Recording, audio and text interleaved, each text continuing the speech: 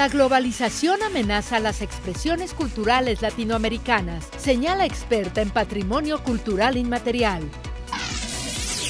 Se duplican las matrículas universitarias iberoamericanas, indica informe del Banco Mundial. La posverdad propaga falsedades y niega la verdad sustentada en evidencias, señalan académicos de la UNAM. México supera sus cifras en desigualdad, advierte la CEPAL.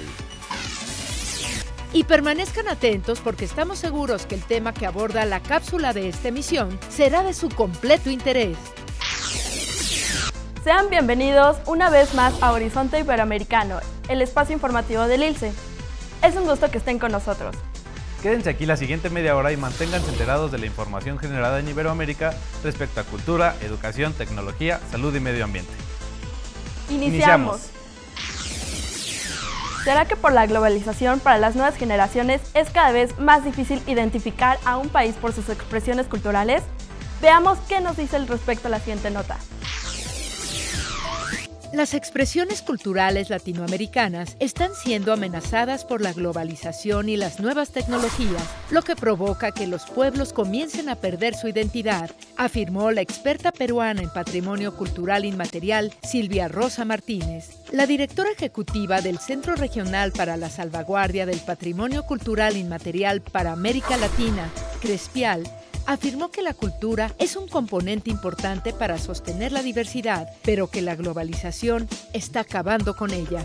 Todas las expresiones culturales están amenazadas en el futuro por la globalización. La homogeneización de la cultura por las distintas tecnologías va a hacer que algunas prácticas se pierdan con el tiempo, destacó. Según la experta, lo que ha traído la modernidad es la homogeneización de la cultura, lo que significa que muchos elementos se parecen, como por ejemplo, la artesanía local que se produce en Costa Rica, con objetos que se pueden encontrar en Chile, Argentina, Perú o hasta son hechos en China o Taiwán. En todas las ferias venden lo mismo, los chicos consumen lo mismo. Eso genera que se empiece a perder eso que nos identificaba, eso que nos hacía diferentes y nos vamos pareciendo mucho más y por lo que también vamos perdiendo el valor y el respeto a la diferencia, a la diversidad cultural, dijo Martínez. Las opiniones vertidas por la directora ejecutiva de la CRESPIAL se dieron en el marco de un taller sobre la sensibilización, identificación y expresiones del patrimonio cultural intangible costarricense al que fue invitada por parte del Ministerio de Cultura y Juventud para impartirlo. CRESPIAL, con sede en Perú, es un centro de categoría 2 de la Organización de las Naciones Unidas para la Educación, la Ciencia y la Cultura, UNESCO, que está dedicado a fortalecer las capacidades para que los países puedan potenciar su patrimonio inmaterial por medio de espacios educativos, cursos, capacitaciones, intercambio de experiencias y espacios de difusión. El patrimonio cultural inmaterial abarca todas aquellas expresiones culturales que son parte de la identidad de un país, de una región o de un pueblo y que buscan ser heredades en el futuro. Algunos de los ejemplos más populares son el tango, danza característica de Argentina, el Carnaval de Barranquilla, la fiesta cultural más importante de Colombia, el Círculo de Capoeira, una práctica de lucha y danza afro-brasileña, o el Carnaval de Oruro, la máxima representación de las festividades en Bolivia. Aunque también existen otras expresiones menos reconocidas como el boyeo, un desfile de carretas con sus respectivos bueyes que se realiza en la zona rural de Costa Rica, así como la ceremonia de la Nan Pach, un ritual de veneración del maíz en Guatemala, o el tradicional tejido del sombrero de paja, toquilla, que realizan los agricultores del litoral de Ecuador. Hay algunas tradiciones culturales que vemos como simples, pero no nos damos cuenta que generan un paisaje cultural en el cual el país se ve beneficiado. El mundo está pensando en la economía con el valor agregado. Si no contamos con el valor agregado, no tenemos cómo competir, pero ese valor agregado es el cultural. El problema es que la gente quiere consumir envasados, manifestó la experta. De esta forma, el patrimonio cultural no se limita a monumentos, colecciones de objetos o infraestructura, sino que comprende tradiciones heredadas como las artes del espectáculo, usos sociales, rituales, actos festivos, conocimientos y prácticas relativas a la naturaleza y el universo, además de saberes y técnicas vinculadas a la artesanía tradicional. Es un patrimonio vivo, pero que consideras que es identitario y quieres que continúe. Sin embargo, UNESCO no va a promover todas las expresiones culturales, sino que va a tratar de buscar aquellas que refuerzan la paz mundial o valores éticos sin discriminación racial, manifestó la peruana. Para Martínez, hay muchos retos para los gobiernos y la misma sociedad, entre ellos, salvaguardar al patrimonio cultural inmaterial, conversar sobre prácticas tradicionales, generar más discursos sobre los beneficios y realizar más estudios e investigación. Datos de la UNESCO indican que actualmente hay 391 expresiones culturales que forman parte del patrimonio cultural inmaterial de la humanidad. De ellas, el 11% requiere medidas urgentes de salvaguardia y solamente el 3% tiene acciones para su protección. El número de estudiantes universitarios ha aumentado en los últimos años, pero no todos logran terminar una carrera y titularse. ¿Por qué? Un reciente estudio del Banco Mundial tiene la información. En la última década, el número de matrículas en las universidades iberoamericanas se ha duplicado, pero apenas la mitad se gradúan a tiempo. En este sentido, el último informe Momento Decisivo, la educación superior en América Latina y el Caribe, realizado por el Banco Mundial, indica que aún hay mucho por hacer en términos de eficiencia y calidad. El porcentaje de estudiantes matriculados en la universidad, cuya edad comprende entre los 18 y 24 años, aumentó de un 21% en 2000 a un 40% en 2010. No obstante, la desigualdad sigue siendo un problema entre los estudiantes iberoamericanos. De acuerdo a este informe, solo el 8% de los estudiantes matriculados en 2000 pertenecía al sector más pobre de la sociedad, mientras que en 2013 la cifra aumentó hasta alcanzar el 12.5%. Otro problema que el Banco Mundial señala es que la mayoría de universidades de la región abrieron sus puertas durante este decenio y además muchas son privadas, por lo que solo un pequeño sector de la población puede costearse los estudios universitarios. Se estima que actualmente la educación superior en la región iberoamericana incluye aproximadamente a 20 millones de estudiantes, 10.000 instituciones y 60.000 programas. A pesar de la expansión, los resultados están por debajo de su potencial. Apenas la mitad de los estudiantes que ingresan a la educación superior obtiene su título entre los 25 y 29 años de edad, ya sea porque continúan estudiando o porque abandonan sus estudios, explicó la autora del informe y economista del Banco Mundial, María Marta Ferreira. La falta de preparación académica, de medios económicos y las dificultades que se dan para poder cambiar de carrera universitaria propician la elevada tasa de abandono. De acuerdo al Banco Mundial, la formación de capital humano calificado no es suficiente para elevar la productividad, el crecimiento y la equidad. Por ello, hay que trabajar en que las empresas incrementen puestos de trabajo de calidad. Para asegurar la igualdad de oportunidades, la región debe mejorar la calidad de su educación y darle a sus estudiantes una mejor información respecto a programas, incentivos adecuados y opciones de financiamiento. También se debe optimizar la normativa que regula a las instituciones de educación superior para mejorar su rendición de cuentas respecto a los servicios que prestan, dijo Jorge Familiar, vicepresidente del Banco Mundial para América Latina y el Caribe.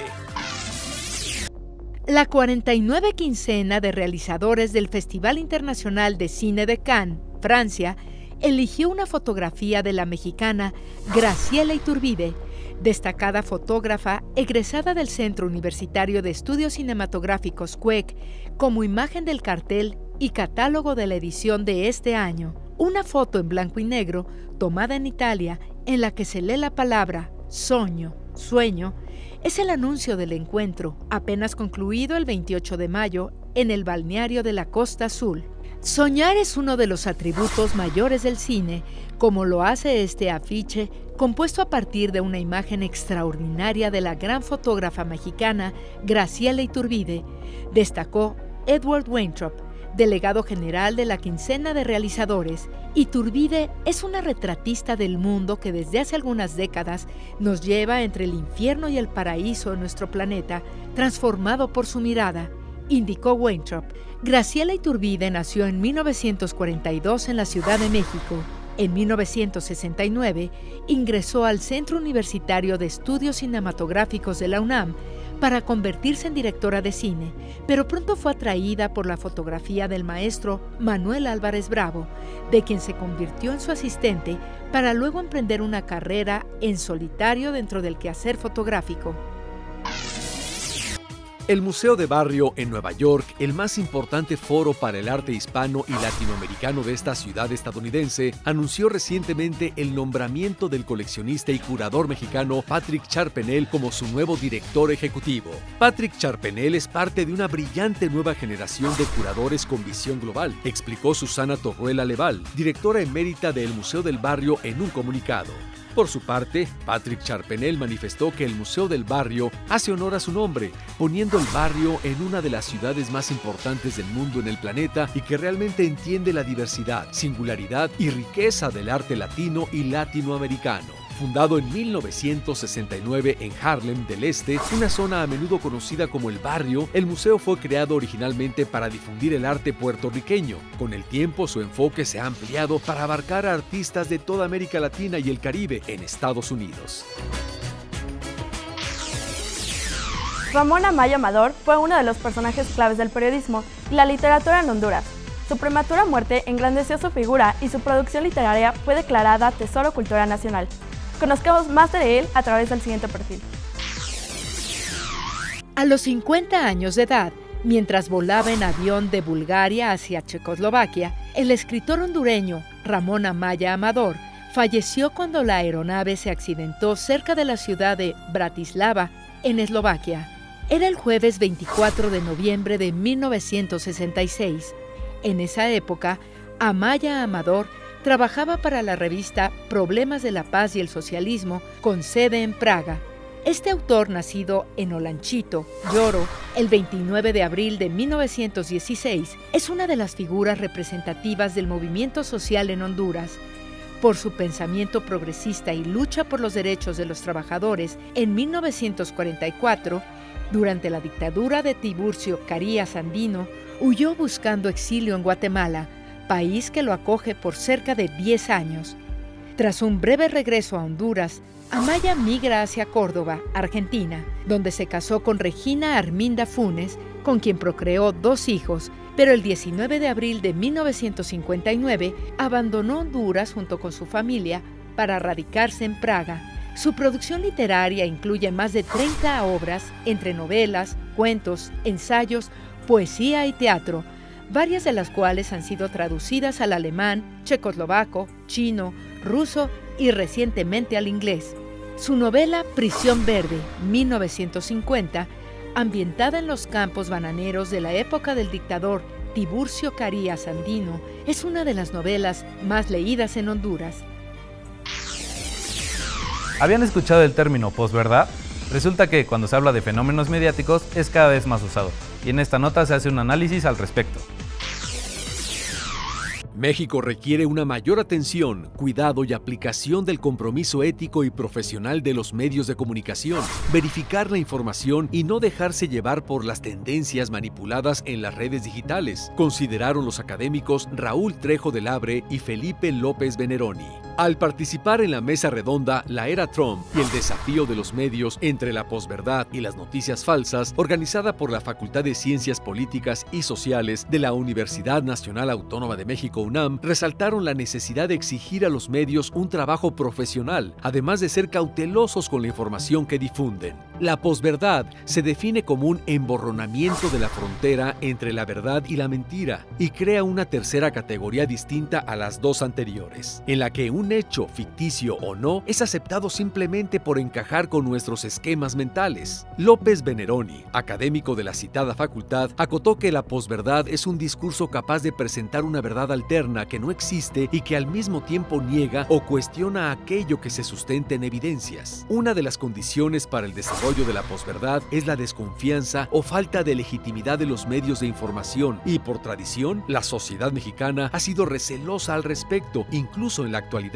a pesar de los recientes cambios en el sistema político. En contraste, en la sociedad estadounidense, esa desconfianza es un hecho novedoso, asociado a un fenómeno de hartazgo por parte de grupos que en las últimas décadas se han sentido marginados en su propio país y que resienten las transformaciones aparejadas con la presencia de migrantes, globalización económica y la gradual pérdida de sus formas tradicionales de vida. Al respecto, Raúl Trejo, académico del Instituto de Investigaciones Sociales y de la citada facultad, Libertad Universitaria, apuntó que la posverdad no es el uso de falsedades para afianzar a un político o engañar a la gente, esto siempre ha existido, sino la propagación de falsedades a partir de lazos de confianza que se producen en las redes digitales. Las redes sociodigitales replican contenidos que circulan en otros ámbitos que no son de nuestra confianza. En estos canales acostumbramos a enterarnos solo de aquello que difunde la gente con la que tenemos contacto en línea o con la que estamos de acuerdo. Con frecuencia nos encerramos en burbujas en donde únicamente tenemos una versión de los acontecimientos. Entonces, abundó Trejo del Abre, si la apreciación que tenemos de la política en México surge de nuestra afinidad sociodigital, esa será nuestra visión del mundo, lo que nos impide contar con un enfoque crítico y nos hace más susceptibles a creer que las mentiras son verdades. La posverdad se nutre de conjeturas, falsedades y creencias que se superponen con tanta frecuencia que se origina la necesidad de un esfuerzo lógico y racional adicional a la contemplación de la noticia para desmontarlas, explicarlas o desmitificarlas. En su oportunidad, Ricardo Rafael de la Madrid, director del Centro Cultural Universitario Tlatelolco, señaló que las burbujas de información creadas por las redes sociales, donde lo que una persona diga es más importante que los hechos concretos, nos ponen en una situación similar a la Edad Media. Vivimos un periodo en el que se han roto las reglas de comunicación verticales y la verdad ya no está en una mesa de redacción, sino en Facebook o Twitter, acotó.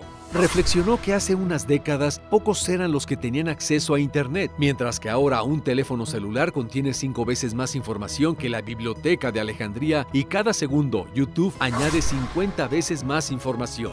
El universitario concluyó que hoy en día es necesario reaprender en un proceso de alfabetización digital para regresar a la comprobación de la información. En la capital mexicana, el director general del Instituto Politécnico Nacional, IPN, Enrique Fernández Fachnat, en compañía del rector de la Universidad Nacional Autónoma de México, UNAM, Enrique Graue Wechers, reinauguró recientemente el planetario Luis Enrique Erro. En el marco de la conmemoración del 50 aniversario del recinto, Fernández Fachnat dijo que el planetario servirá para que muchos jóvenes entiendan de manera detallada el cosmos y el planeta en el que viven.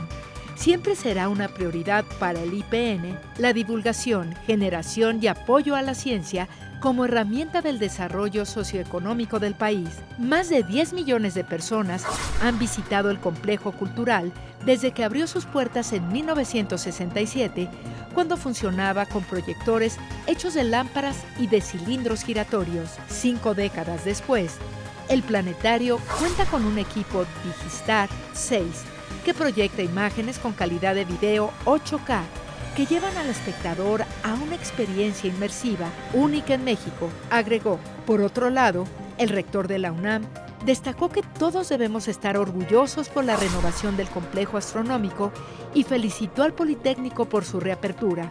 Instrumentos de este tipo sirven para mostrar y explicar a los jóvenes que la ciencia es la única vía que permitirá desarrollarnos y crear conciencia de quiénes somos en este mundo, señaló.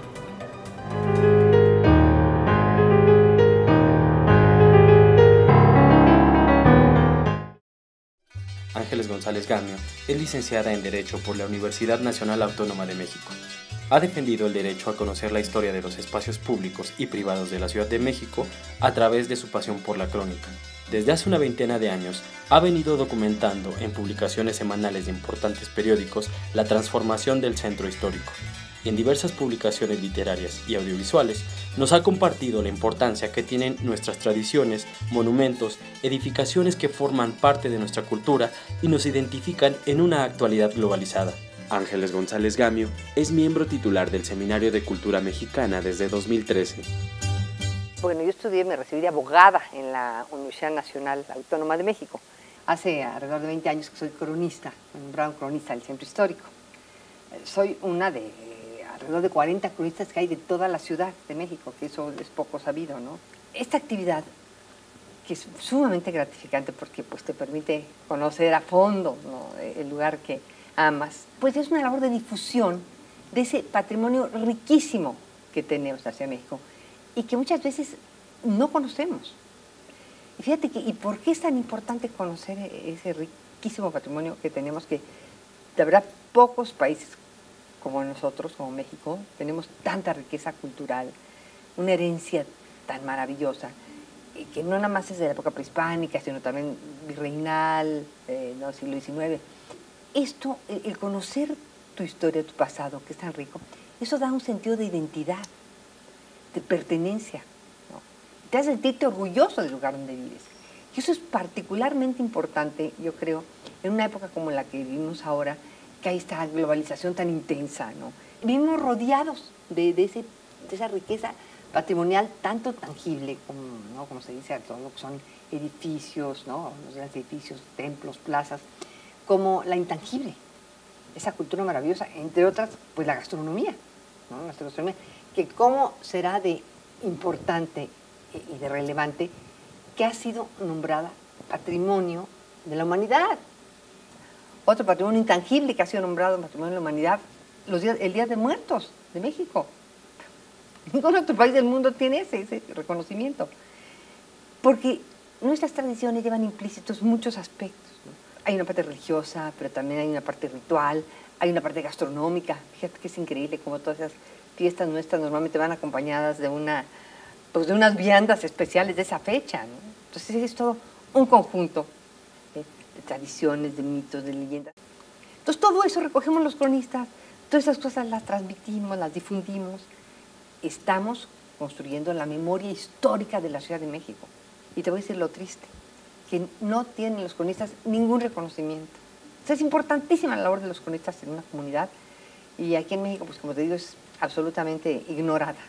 A pesar de que hay un antecedente enorme en México de cronistas, bueno, el primer cronista oficial data de mediados del siglo XVI, fue nombrado por el de España, que fue Francisco Cervantes de Salazar. Hay una gran tradición de los cronistas en México, y sin embargo, nadie entiende muy bien qué es lo que hace un cronista.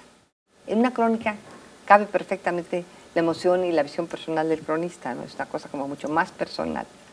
Es y tiene un poquito de historia oral, de ensayo, de poesía. Digo, la crónica es un género mixto, yo diría, que está integrado por muchos géneros. Afortunadamente tuve la oportunidad de ingresar como directora de publicaciones del Consejo del Centro Histórico en los años 80. Y bueno, ahí empecé ya a hacer publicaciones sobre la antigua Ciudad de México, ¿no? De su historia, etcétera. Y como que ahí ese caminito me fue llevando ya por ese mundo que era el que me fascinaba, precisamente a raíz de una primera recuperación que se inició del centro histórico a fines de los 80, que yo recuerdo muy bien que hasta ese momento estaba el centro totalmente invadido de vendedores ambulantes, muy deterioradas las casas. Entonces empezó uno de los primeros programas de rescate del centro histórico. Se sacaron los ambulantes, se restauraron fachadas, se cambió pavimento, y el centro se transformó. Y sin embargo, la gente que ya no iba al centro hacía mucho, seguía hablando mal del centro. Y a mí me parecía dolorosísimo cuando estaba transformándose tanto. Y entonces era el 1+1, escribí unas crónicas diciendo lo que estaba pasando en el centro, ¿no? La transformación que estaba teniendo y contando la historia de los edificios y todo. Y así me inicié.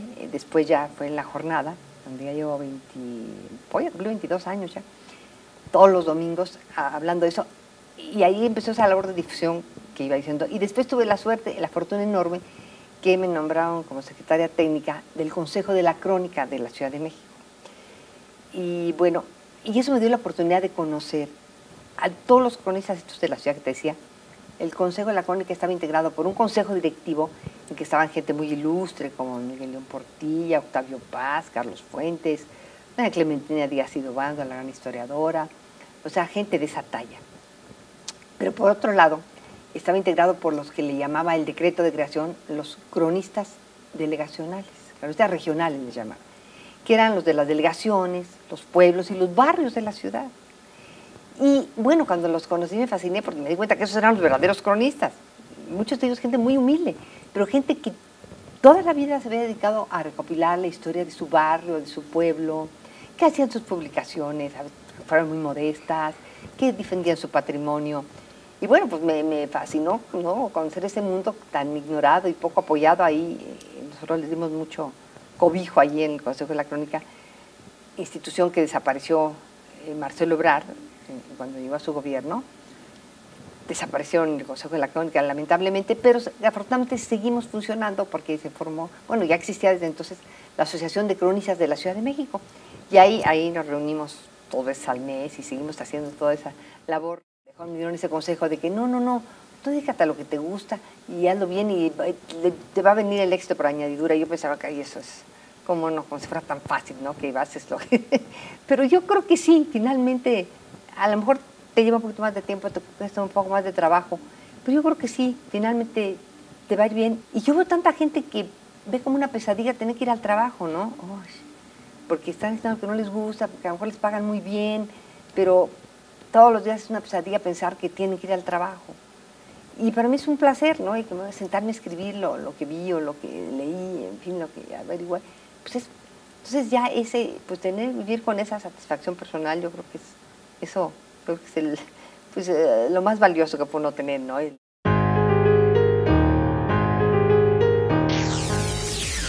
Abatir la desigualdad socioeconómica sigue siendo un desafío en los gobiernos de nuestra región.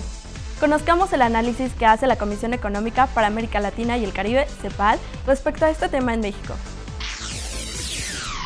La igualdad ha sido una preocupación constante en la Comisión Económica para América Latina y el Caribe, CEPAL. Los análisis que la CEPAL ha llevado a cabo sobre el desarrollo económico y social han señalado que las economías latinoamericanas y caribeñas históricamente se han caracterizado por la presencia de una marcada heterogeneidad estructural. Esta se debe en gran medida a los altos niveles de desigualdad social muy comunes en la región. El caso que más preocupa es el de México, país que al inicio de la actual administración aprobó reformas estructurales para mejorar la condición de la población, las cuales aún no tienen el impacto esperado. Esto se debe, según indica la secretaria ejecutiva de la CEPAL, Alicia Bárcena, a la mala distribución de las riquezas, las cuales alcanzan una cifra muy alta en el país. Entre 2003 y 2014, la economía mexicana creció un promedio anual del 2.6%. Sin embargo, la riqueza alcanzó un crecimiento del 7.9% en el mismo periodo.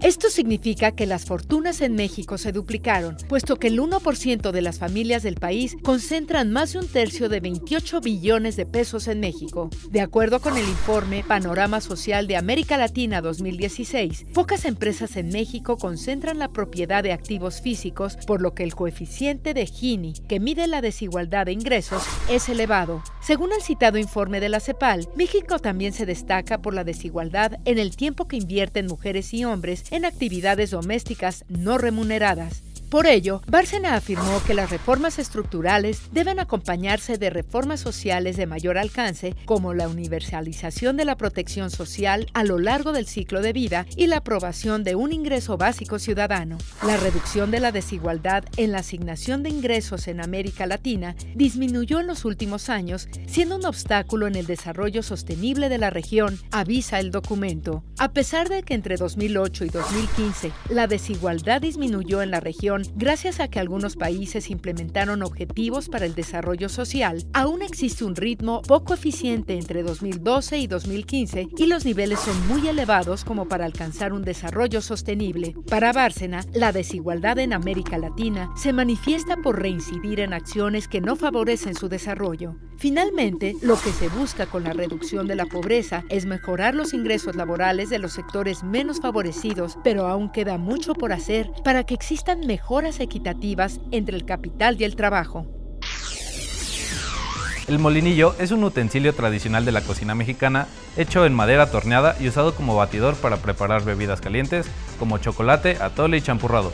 Conozcamos más en esta nota collage.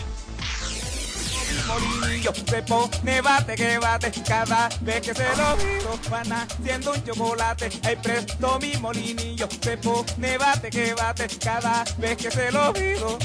Ay, mi molinillo, batiendo y batiendo sin parar. Ay, mi molinillo, batiendo y batiendo sin parar. Ay, mi molinillo, batiendo y batiendo sin parar. Ay, mi molinillo, batiendo y batiendo sin parar. Ay. Bate que bate.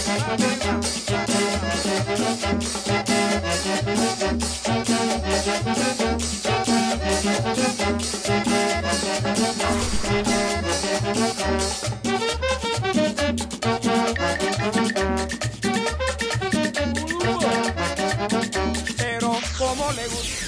Ha llegado el momento de despedir esta emisión de Horizonte Iberoamericano. Muchas gracias por habernos acompañado.